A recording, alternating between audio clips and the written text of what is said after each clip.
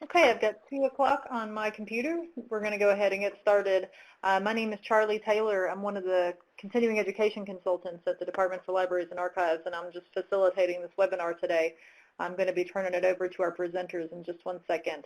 If you have any questions during today's presentation, please feel free to go ahead and chat those in the bottom right-hand corner of the screen in the chat pod, and our presenters will be answering those as we go along. If you have any technical issues, you can chat those in as well, and I'll do my best to help you out with those. At the end of today's presentation, you'll be able to download your own copy of these slides as a PDF, and you can save them to your computer. There are some links in this presentation that they'll be hot links whenever you download the PDF. So you will be able to, when you download the PDF, you'll be able to click on those links and go to the websites that our presenters are going to be showing you today. So you don't need to worry about writing down all those URLs and websites as long as you download those slides. They're basically they are the same slides as the handout that I sent out this morning. You're just going to have those links, and it's going to be a little bit larger. You're also going to be getting a link to a survey about today's training. We very much appreciate your input on those surveys. Pay very close attention to them and your suggestions and your training needs. So we'd appreciate if you take a minute and fill that out for us. So I think that's about it for some housekeeping information. Our presenters for today, this is straight from the horse's mouth, making oral history interviews accessible. And our presenters are Judy Sackett and Kapana Terry from the Louie B. Nunn Center for Oral History at the University of Kentucky Libraries. So I'm going to let them say a little bit more about themselves and turn the presentation over to you ladies. If you'd like to come on the line, the floor is yours. Well, thank you very much, Charlie. I'm Kapana, and I'm the Oral History Archivist here at the Nunn Center. And I'm Judy Sackett, and I am the Oral History Librarian here at the Nunn Center. I do mostly the reference work that's involved with the oral history program. So today's webinar is based on a presentation that Kapana and I made at the Kentucky Library Association annual conference in Louisville in September 2014. We're very pleased that we've been asked to do this webinar for KDLA. Our purpose today is to share information with you about oral history interviews, a primary research source that can provide you and your users with valuable historical and family information that might be difficult or impossible to obtain otherwise.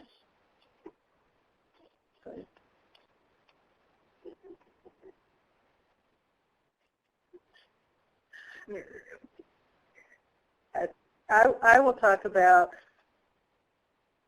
oral history in the Commonwealth of Kentucky, the collections of the Louie B. Nunn Center for Oral History here at UK, contributors to the Nunn Center collections, and then Kapana will take over and share information about access to the interviews in the UK collection, and also how the OHM system is allowing enhanced access to the collection. So the question of who's doing oral history, in Kentucky it's a very active oral history state. We're one of the few states, if not the only state, that has the statewide Oral History Commission. The Kentucky Oral History Commission was established in 1976 and is part of the Kentucky Historical Society. Through grant programs, equipment loans, and technical assistance, it supports the creation of oral history recordings throughout the state. More than 600 grants have been awarded, resulting in the collection of more than 35,000 recordings located at repositories across the state. There's 9,000 interviews in the Kentucky Historical Society collection. The others of the 35,000 are spread across the state, but of the 9,000, many of which were made possible by grants from the Oral History Commission. So one way to locate the Kentucky Historical Society's holdings is to search their digital collections web pages, which is what I'm showing you right here. A helpful advantage to searching here is that the search results include both oral history and audiovisual materials, including photographs. So often, for example, if you put in a person's name, you might have an oral history interview and also photographs or other materials about them. Pass the Word is another helpful resource sponsored by the Kentucky Oral History Commission. It is an online database discovery tool to the oral history collections of more than 100 Kentucky organizations. So just go back to the KHS Digital Collections page. That accesses the collections, just the Historical Society. The Pass the Word web page helps identify items that are across the state. So I've talked about the Oral History Commission and its oral history grants, but that's not the only location or program that's involved with oral history in the state of Kentucky. University and colleges, for example, there are many. While the collection of the UK Library's Nunn Center is the largest in the state, it's far from being the only oral history repository and program. Others include the University of Louisville, Western Kentucky, EKU, which is what we're showing the webpage of their oral history programs. Moorhead, Murray, Northern, and Southeastern Kentucky Community and Technical College also have programs.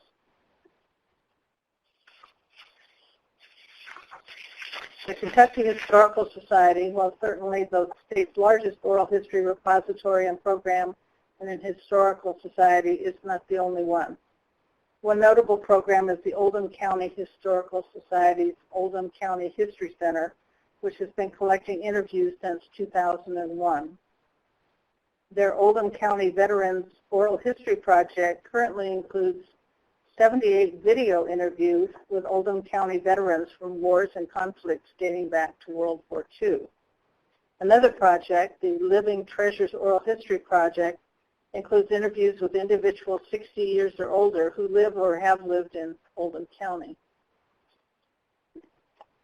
In addition to academic institutions and historical societies, others in the state recording oral histories include archives, public libraries, including the Whitley County Public Library, and individuals. The number of interviews is growing nonstop. This is something that is just amazing when you start looking at the number of interviews that are available in the state. Before I go into more detail about the UK oral history collection, let me mention briefly the value of oral history interviews to researchers. Of course, many prominent individuals, such as politicians and Supreme Court judges, are interviewed about their own role in national or state history. Other individuals are interviewed about historic events they witnessed or participated in, such as the Civil Rights Movement or Vietnam War protests. The focus of some collections, however, may be very specific or local, like the history of a church, community, or of a business in a single town. The scope of the state's oral histories is very widespread. So what are some of the things that genealogists can learn from oral history interviews? Like any other resources, sometimes the answer is nothing can be learned, but sometimes the answer is a lot. For example, individuals being interviewed are often asked, or they describe, the following: their date of birth, their parentage, children and spouses, other family members, places they lived as they reminisce about their life, their education, their work life, activities, and so on.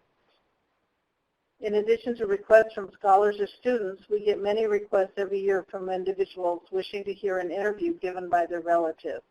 Needless to say, these individuals are usually very appreciative of the assistance we're able to give them. So let's learn a little bit about the Nunn Center collections. So far, or as of today, we have 9,379 interviews. Kopana keeps track of these and gives that number and gives us an update every time we turn on the website.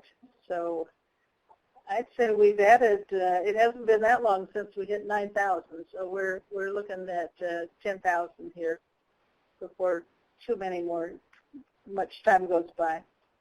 So our first interview was with Supreme Court Justice Tom C. Clark on May 8, 1973. This is an interview in the Fred Vinson collection. But we actually have acquired interviews that were recorded earlier in time, in the 60s, for example. Interviews are most often arranged into collections. And to give you an idea of some of our largest and most used, I'd mention the following. The Kentucky Civil Rights Hall of Fame interviews, the Robert Penn Warren Civil Rights Collection. This is something we share with the Vanderbilt University Library. Robert Penn Warren actually made these interviews with major figures in the civil rights movement. Our Appalachian collections are very varied and very widespread.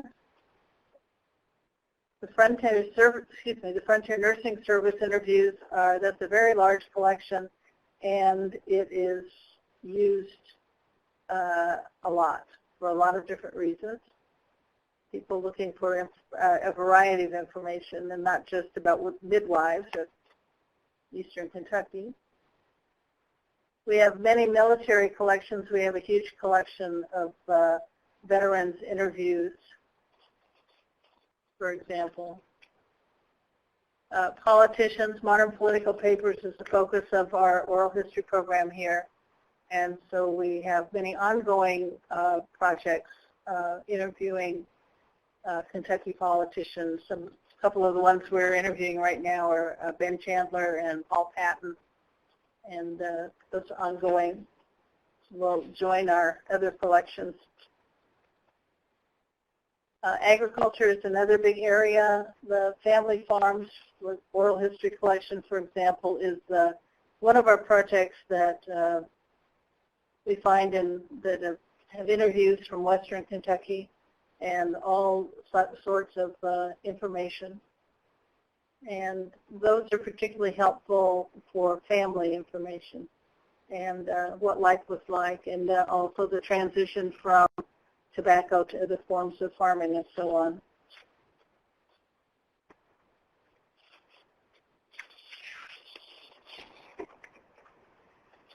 So we get our interviews in a number of different ways. We don't really have a large staff of people going out to interview. In fact, it's very small, but we get interviews in many different ways. Some of them are commission projects. For example, the community college collection. People will, or institutions will ask us and help fund the interviewing of a certain group of people that they're interested in. So community college collection. The Kentucky Bourbon Tales is a commission project from the bourbon industry. That was, you may have seen something about that. There's a video on KET and very closely related to the bourbon trail and the resurgence of the bourbon industry here in Kentucky. Sometimes professors are interested in having their students participate in oral history work. Combat to Kentucky is a very interesting project where Vietnam, well, I guess it's not just Vietnam. So it's not Vietnam. These kids are too young. So veterans who have served in the armed forces are now students at UK, and they are interviewing other veterans of recent wars and recording oral history interviews. Sometimes organizations are interested in having projects done. The Hospice of the Bluegrass is a rather current and also recent project where individuals in the hospice organizations are recording interviews from their patients who are interested in leaving an oral history interview. And then also the Oldham County Historical Society. I mentioned that they're doing the interviewing, but a lot of times the interviews have to be placed someplace. They're not set up so that they have a website at the Oldham County group where they can make the interviews as accessible as we can here at UK, and so those interviews are here in our collection. And then interviews the individuals are also sometimes interested. Sometimes a project may just have one interview in it, but other times there are individuals who are interested in a certain project. They may get a grant from the Oral History Commission or otherwise arrange a project. An example of that is the African immigrants in the Bluegrass. And so there's a lot that can be said, a lot more that can be said about the vast oral history collections in our state, but I hope I've interested you in exploring these resources further. Now my colleague, Kopana Terry, will take over and share information about accessing the collection. Thank you. So this is Kopana here, and I see that a few of you made comments about the hospice collection, and yes, it is a fantastic project.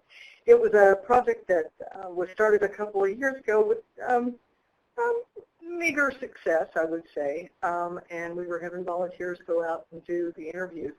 But our director, Doug Boyd, worked with Hospice of the Bluegrass to come up with a different model that is proving to be very worthwhile, and the caretakers that actually go out to the hospice patients are the ones that are doing the interviews now.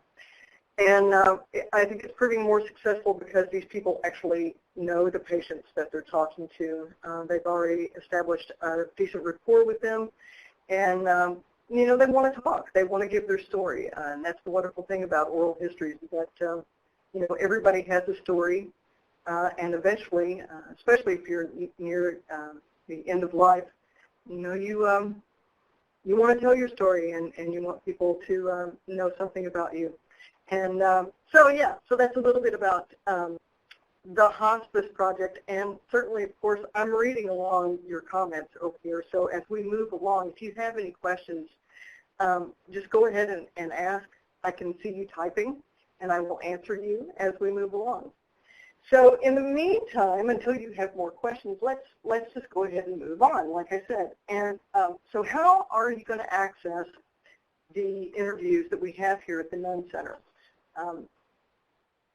The best way to do that is through our database called Spoke, and you can see a screenshot of it here. You can see a screenshot of it here. I'm going to flip over to the internet very quickly and share my screen with you so that I can give you a bit more of an example.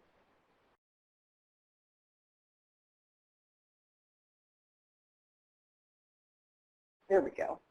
So I trust that you guys can see my screen, and if you can't, Charlie, break in sometime and let me know. But in any event, here's our screen. This is Spoke. You can access everything that we have through this database. Each one of these themed photographs here are a link. You can get to various and sundry themes such as communities, diversity themes, industries, veterans in conflict, things such as that. You also notice up at the top we have various tabs where you can get to the individual projects if you know what you're looking for, or if you just want to go alphabetically, we can do that too. However you want to search is good with us. We have projects online. I'd like to say that this is current, but it's really not. So this is some of our collections that we have online, and I'll get more into what we have online in just a bit. You may be looking for a particular person. If that's the case, you can go to people and search for their name alphabetically. We can do keyword subject searching as well, and then advanced search, and I think I have a slide on this a little bit later on.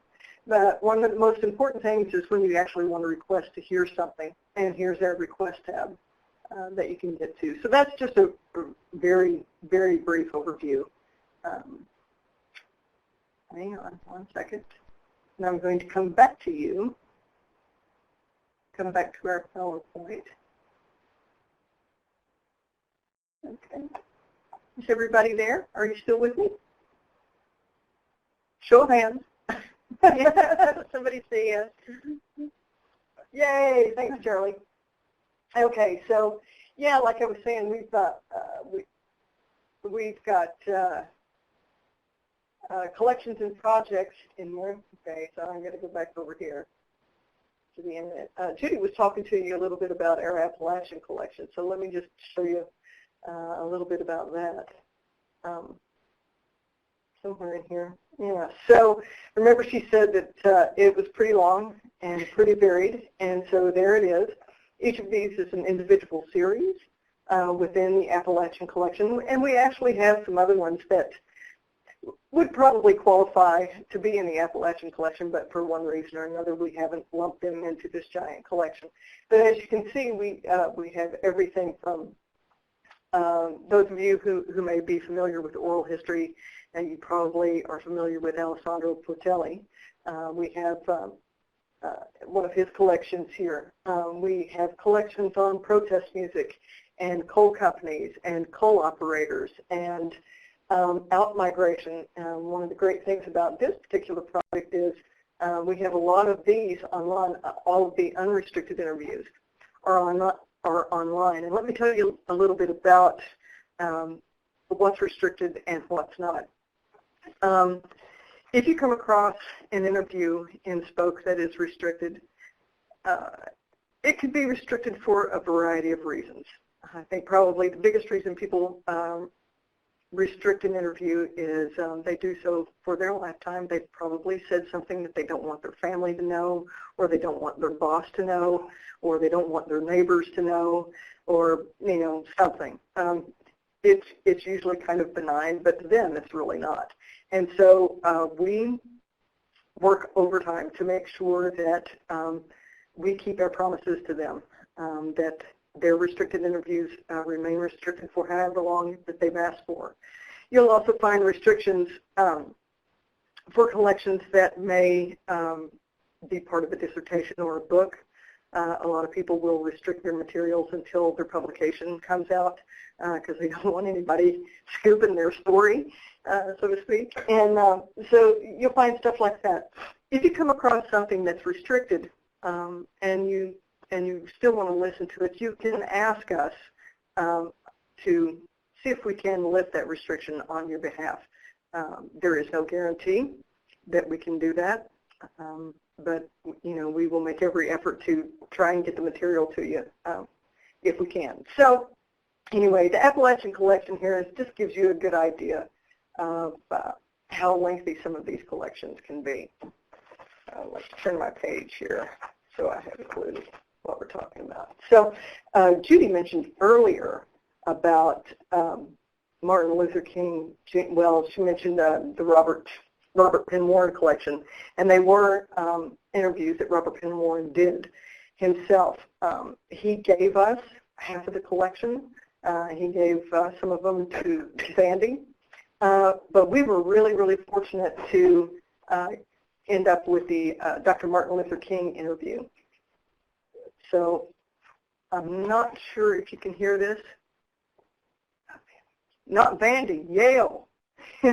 So Doug Boyd, remember I mentioned our director, Doug Boyd?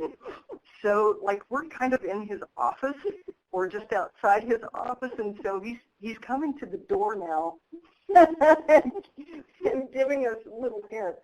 So I've got my computer muted, but I trust that you can hear this interview with Dr. King. And I see that you guys are asking questions, so I'm just going to take a look here. Oh, this is great. I can see your questions here. Well, I love that hospice is doing that thing. Okay, it's just Elaine Wilson checking in, and we're saying, hello, Elaine. Hello, Elaine, and welcome. Welcome. Can you guys tell me if you guys can hear this interview? A simple, no, you cannot hear it. Okay, thanks, Robin. Okay, Betty can't hear it either. I'm here as well. Okay, nobody can hear the interview. Charlie, we didn't really talk about this. So, okay, well, just trust me when I say that this interview is playing for you. Okay, Yeah, nobody can hear it. I'm sorry. Well, anyway, let me tell you a little bit about this particular interview and what you're looking at. You don't have to hear it for me to explain to you what it is that, okay, great, you can visit later. Perfect. So let me tell you a little bit about what you're looking at. We developed this program here called OHMS, which is short for the Oral History Metadata Synchronizer.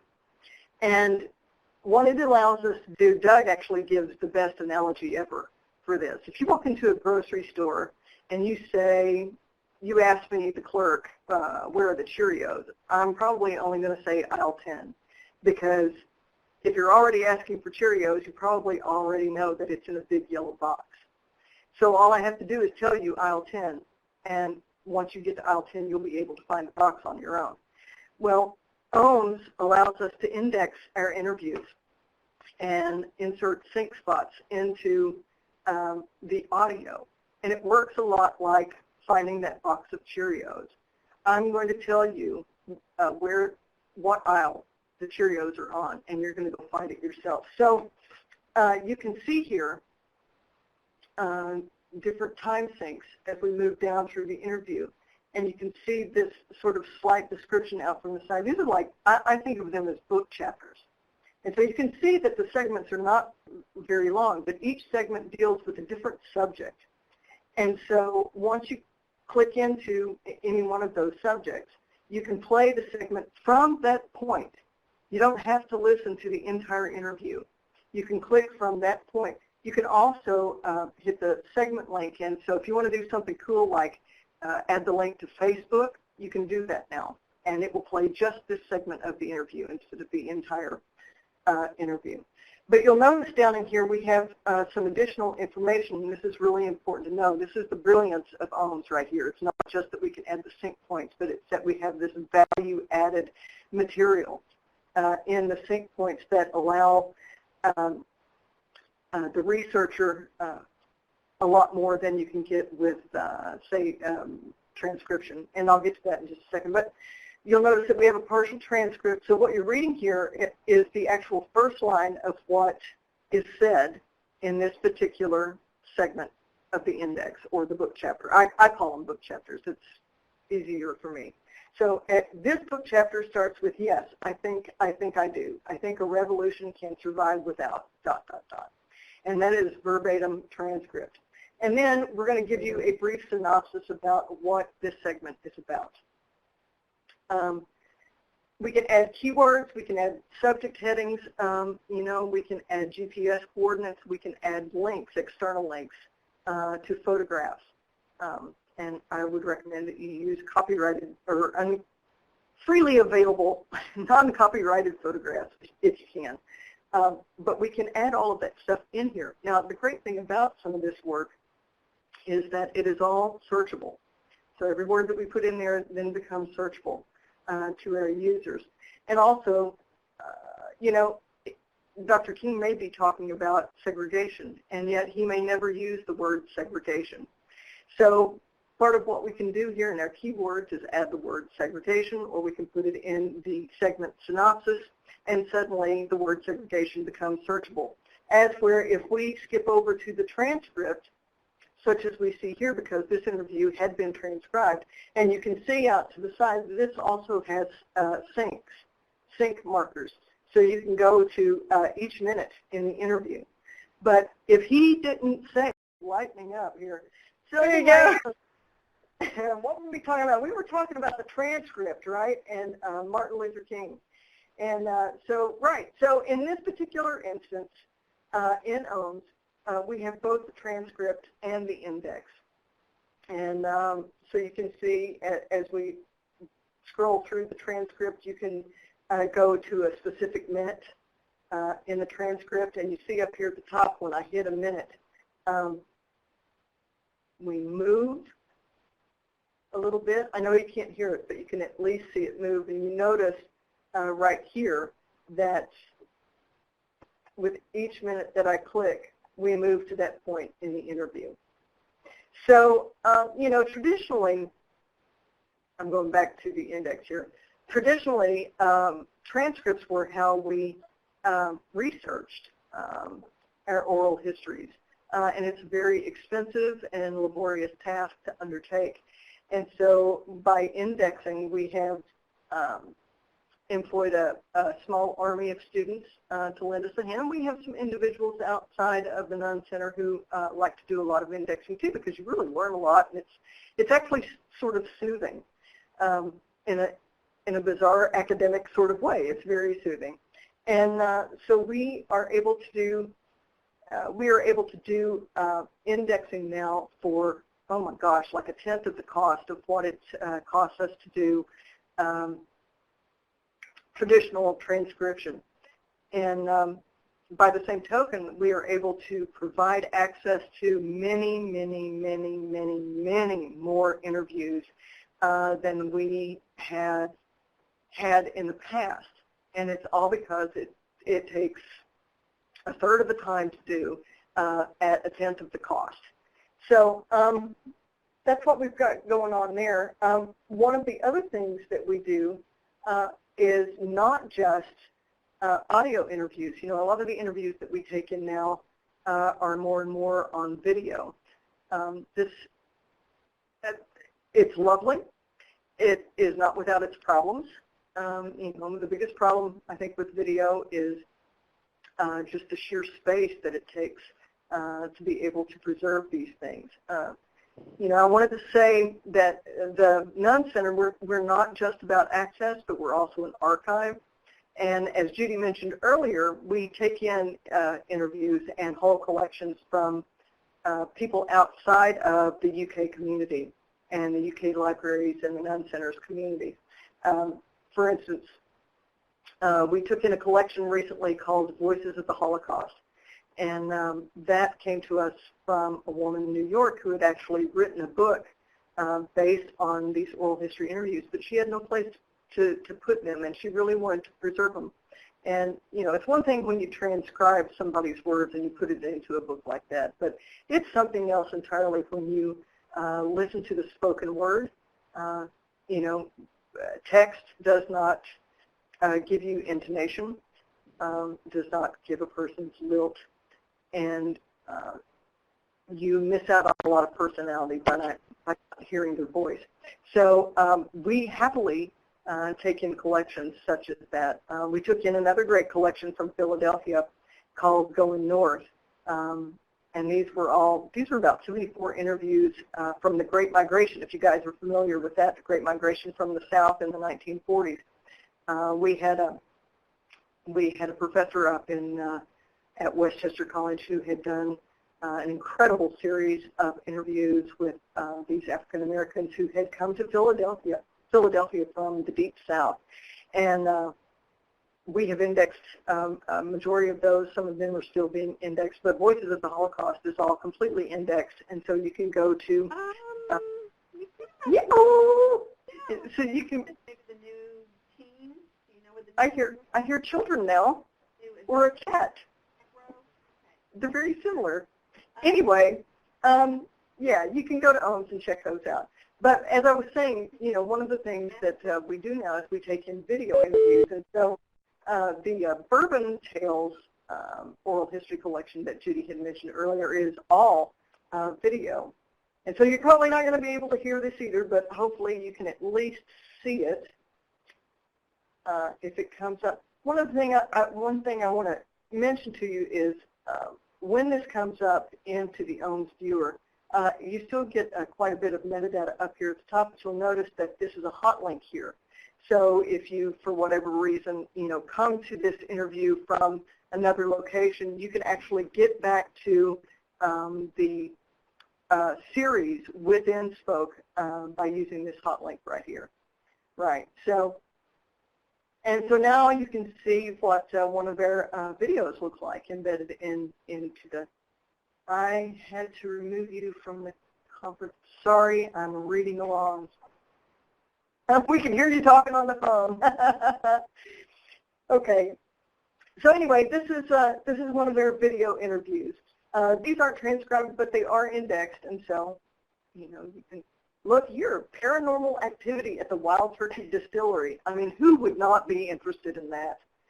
And so we can take you directly to that segment. I'll press play segment, and there we are. And now we're going to hear Olivia J. Rippey talk about paranormal activity at the Wild Turkey Distillery. It's pretty awesome.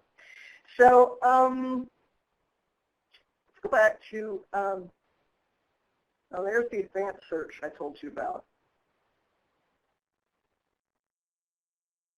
I wanted to play you some of the Jackie Kennedy interview, but I think that you're not going to be able to hear it. So we'll just look at this for a moment, and we'll go, wonder what Jackie says. Well, I can tell you right now that this is not an interview about her life. She talks about her friend John Sherman Cooper.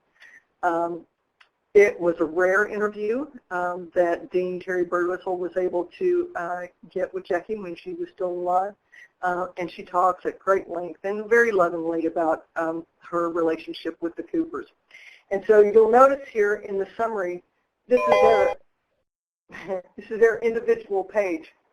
And this will give you a lot of interesting information about this particular interview. You notice down here the LC subject headings and the keywords, but most particularly of interest here is the summary. And this will give you just a brief, it kind of works like the brief synopsis in the OHM's book chapters. This is going to give you a brief idea of what this particular interview is about. And this is all keyword searchable, so if you want to search on something, it's going to catch that, including the LC subject headings and the keyword searching. And then we have the advanced search. If I can't find it. Yeah, the advanced search. So, you're coming up with goose eggs and you're going, I just know that I can find something here. And welcome back, Cynthia Hartley. Anyway, you can do some advanced searching over here. If you know the call number, you can search by the call number. There is a whole host of drop-down choices that you can use when searching for that call number. If you know the particular project, or you just want to search within the project, if you know the interview dates, whether it's restricted, if it has a transcript, all of these things are searchable. Keywords, subject headings, summaries. Remember, we just talked about those summaries that I showed you. First and last name of the interviewer and the interviewee. So essentially, almost everything that you find on this page is searchable. And so, where am I here? Let's go back over to this screen so I can get you guys caught up with where I am. I just listened to this particular interview a couple of weeks ago, and it was a wonderful interview. I'm assuming that you're talking about the one with Jackie Onassis, Elaine. Correct. Yeah, it is really great. So if you have an opportunity to listen to it, I encourage you to do it. I think, gosh, her voice is just so soothing. She could probably do a commercial about, I don't know, hand soap or something, and it just would sound so incredibly elegant. It could be the worst soap made of dye or lye, and she'd still make it sound great. So I encourage you to go give it a listen. We've talked about all of this, and there's the Jackie O thing. So, one of the things about Spoke is that it's not just, let me go back over this. Let me go back over to Spoke. Thanks, you guys, for being so patient. One of the things about Spoke is you'll notice that if I were to click here or down here at the external links, it says Access Interview Online.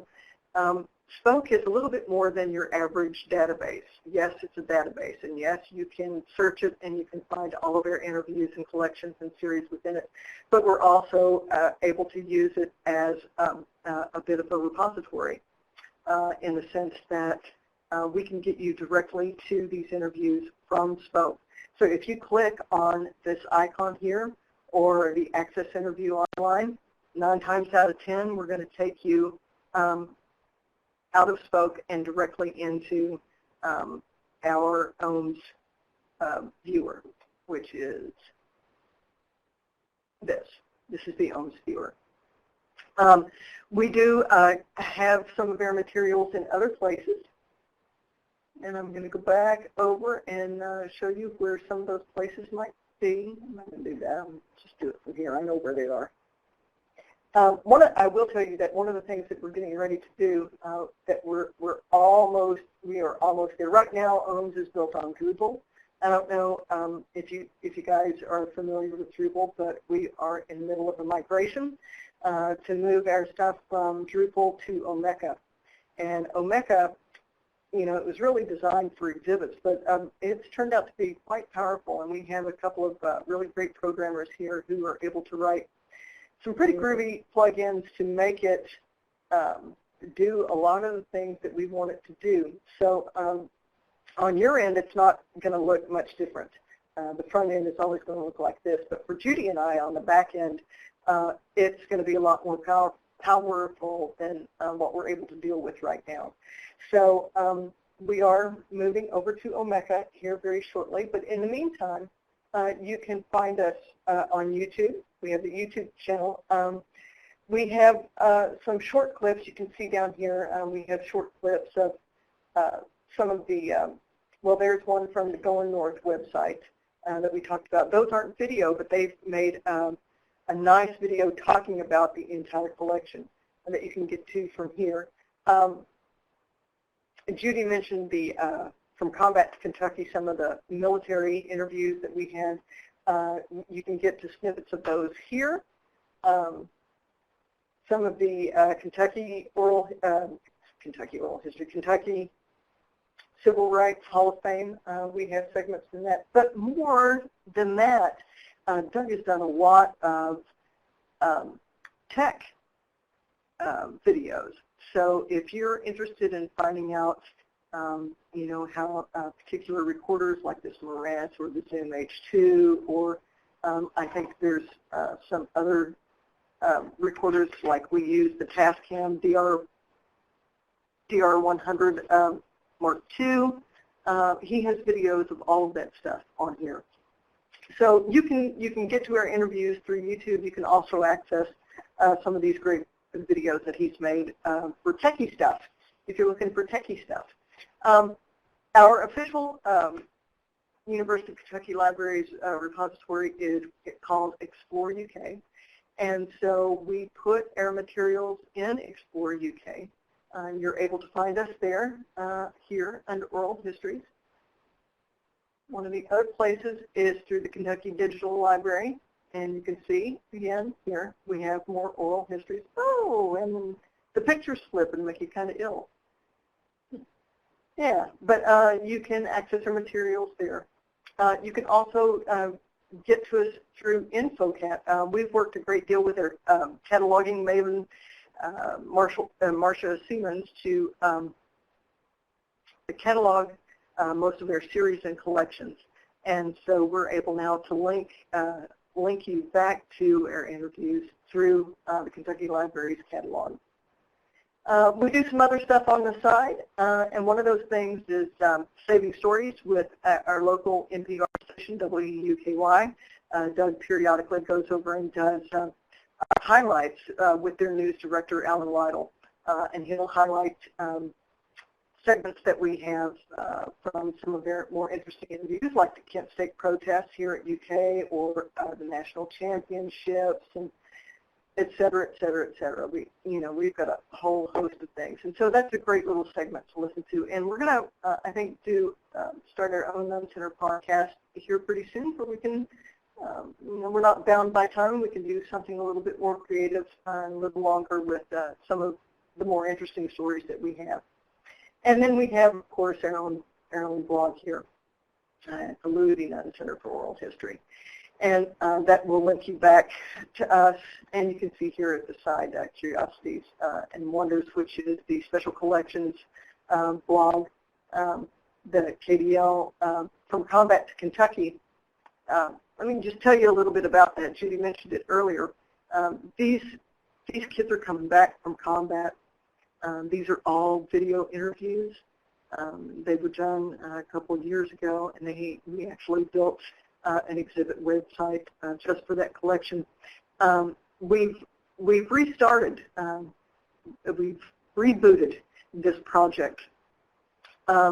It's before we had somebody else actually interviewing these students. Now what we're doing is we're working with a professor. I can't remember his name. Doug would have to tell me his name, but it's a professor here on campus who works with these combat students. You know, when they come back to school, they're required to take a course to sort of help them ease back into civilian life and help them become adjusted to campus life as well. And so one of the projects that we're doing with this professor is to have the students interview each other. It's a whole other animal entirely. But it's a lot like the Hospice for the Bluegrass project that I mentioned earlier. You know, you can get a lot more out of somebody after you've built a rapport with them. They're more willing to talk to you. And so, you know, student veterans may be more apt to talk about their experience with other student veterans than they are with just an interviewer off the street, which is not what we did, but you get my meaning. So, yeah, and then we've got Facebook and Twitter as well. Doug does most of that. He tweets, Doug tweets, and we do upload quite a bit to Facebook as we can. You know, always the saving stories from WUKY, we'll put that up there. But, you know, more than that, anything relevant to oral history and what other programs around the country are doing, you know, we try and stay abreast of those situations, and we like to post those. So, you know, by all means, yeah, go friend us. Go like the Nunn Center page on Facebook. We welcome you, and we would love to have you, and would love to have a conversation with you via Facebook, or you can call us. And so I'm going to stop sharing my screen now, and I'm going to go back over to the PowerPoint.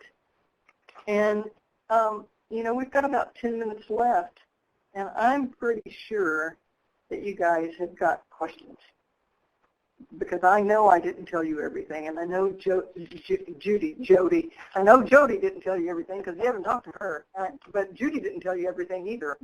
So by all means, tell us, ask us questions. We're waiting. Don't make us turn that music back on. Y'all, this is Charlie. I had a question, and I hope you didn't say this and I missed it. I was curious, at the beginning you showed a form that you filled out where you requested interviews, and I was curious about, I saw that some of them are available online, but what if not everything is online, or what if it's right. some, I mean, you have things that aren't online, I'm assuming. How would people access those interviews? The interviews that are online, so for instance, now you're looking at Olivia J. Rippey. If you see this icon up top, that means that it's already online. You can just touch the icon, or you could look at the external link here, and you could click on that. Notice it's a hot link. That means that it's already online. If we go back to the series, you'll see this access column out here. And you'll notice for Kentucky Bourbon Tales that these are all online except, oops, this one right here. And you see that restrictions apply. So if you go all the way, and this is true on any page in Spoke, if you go all the way down to the bottom, you're going to see a request materials. So even if you don't want to use the request materials up here, every single page has got this at the very bottom. So if you just touch request materials, this comes to Judy, Doug, and I. And between the three of us, we will respond to you. And so if it's online, you can just go ahead and access it. If you see something that's not restricted and you want to hear it, this is where you want to use the request materials button. And be sure and tell us what it is that you want to hear using the accession number. And we will put it into the digitization queue. One of the things I'll tell you is that we've started a mass digitization project here. Judy mentioned earlier that we've got over 9,000 interviews. Most of those are analog it's only been, say, since between 2005 and 2008 that stuff has started coming in as born digital. So the majority of our materials are all analog. We have started a mass digitization project, and we expect to have all 9,000 of our interviews completely digitized within 2 years. This after already doing it for a year. So, we're going gangbusters on that. Usually, as a rule, we don't put something online unless it's been indexed. It doesn't mean we won't provide access to it. We will, but you're not going to get that value-added material like you see with the indexed interviews. But, we still want to provide access to it. So if it's online, it's indexed. So yeah, so just use the requested materials.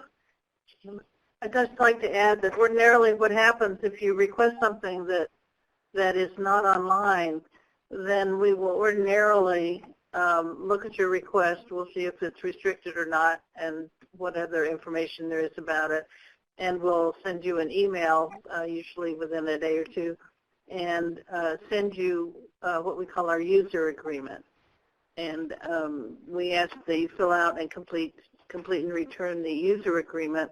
And it basically has to do with copyright issues. It looks kind of formidable, but a lot of times all you want to do is look at you want to do some research or something. So what we're asking you is, what is your intention?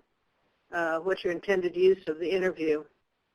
And then if it's, you're not publishing it or you're not wanting to use it in the exhibit or whatever, then, you just write back and we go, okay, we'll send you the link as soon as we're able to. So sometimes we need to stop and digitize it. Sometimes we can send you the link right away. Yeah. So, and ordinarily what we do send is just an electronic audio link to the interview that you can just listen to on your computer. Mm-hmm. Sometimes people also would like a transcript. We, as Copana said, we don't do transcripts anymore. We don't transcribe very often, and so, but sometimes we might have a final transcription or we might have a draft transcription that we would be able to send you along, and we'd recommend that you use that along with the audio for accuracy's sake. Right. So Barbara Sexton is asking about release forms. So if the interviewee has died,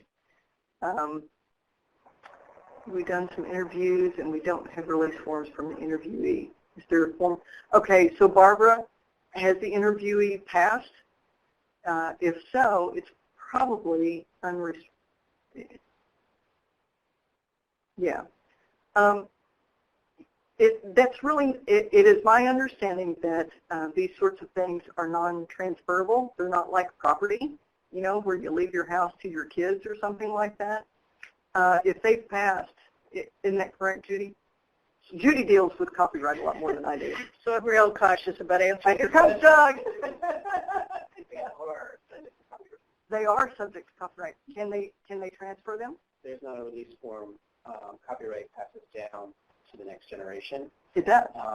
And so that's why we think if we provide access to things we don't have release forms for, but we can allow republication. We cannot allow republication. Okay, Barbara, did you hear that?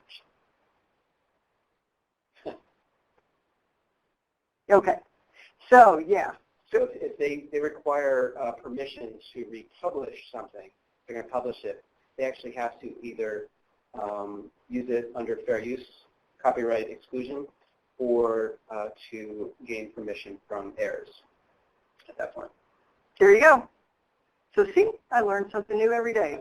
So it does pass down like the house. Yeah. And also, with the you might consider this also. We get permission if we have something. If we're asking for copyright permission, our release forms request permission from both the interviewer and the interviewee. Right. So the interviewer owns as much of the interview as the interviewee does. So sometimes that's why when you'll see whole collections that are restricted, they're probably restricted because of the interviewer, because they have every right to restrict those interviews as much as the interviewee does. So, and Barbara, I see that you couldn't hear it very clearly. Basically what Doug said was that the copyright for an interview does pass down to heirs, even if the interviewee has died. So what you could do is fill out a document and have them go sign the same agreement that they would have signed, that the interviewee would have signed. That's a start. We could provide you with where you can find some of the sample release forms if you wanted to send us an email.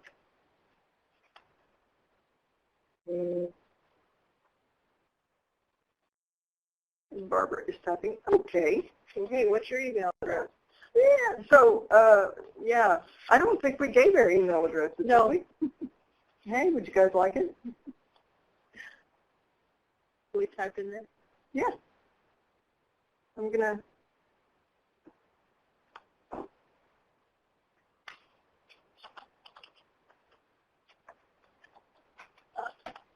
Okay, there's my email address. I will...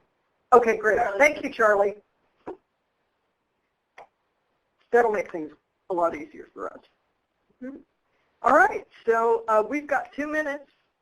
Can you ask another question that I can muddy up for you? Or we could always have Doug come back out and answer the question for you, because he's just right there. We just kind of took over his office, and he's a great guy that way. He lets us just come in and take over. Yeah, so he's coming out. Really, now is the time to ask. Going once, going twice. You've got one. Oh, are we allowed to use the interviews for group listening? Well, yeah. If it's an unrestricted interview, sure. Share it with the family.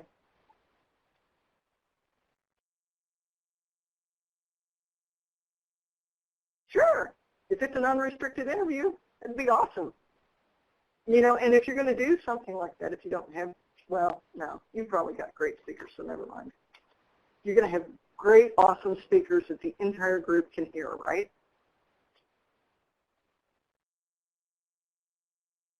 Yes, exactly. Yeah. That's it. Doug is here. He's waiting. He is waiting to answer your questions. He loves answering questions. Remember I told you about the value-added material that we put in homes? Well, Doug is their value-added webinar dude.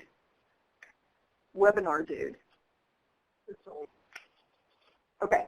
Well, Charlie, it's 3 o'clock. Okay, and if I'll go ahead and open up the pod where everyone can download their own copy of the presentation. I'll move it over here to the corner. The little pod just pops up on the screen. It says download the PDF, and inside, let me get it back up. It moves around if you move the screen around. Let me bring it back here. There it is. Yeah, so inside of the box it says Horse's Mouth PDF. I just shortened it there, but click on that and click on the button underneath it that says download file, and you'll get a pop-up window that might come up behind the screen. You just need to find that pop-up window and click the link on the inside the window that says click to download, and it'll download the PDF directly to your computer, save it to your computer, and all those good links that they included in the presentation will be working for you. So doesn't look like anybody's typing in any more questions, so I think you all must be dismissed.